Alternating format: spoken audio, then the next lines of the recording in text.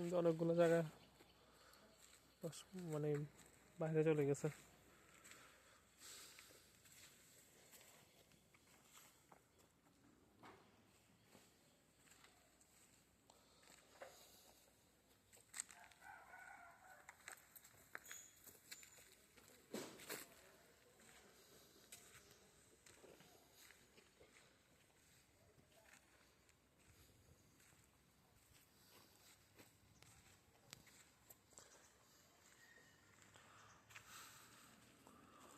এটা হয়তো আজকে ডালা দিয়ে দিব।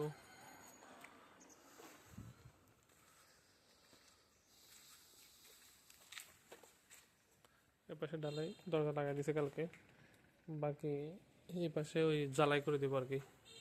হাতে নিয়ে কুচে করে আমরা দরজা লাগাই ফেলেন, তারপরে পরেরটা আমি আসি জ্বালাই করে দেবো।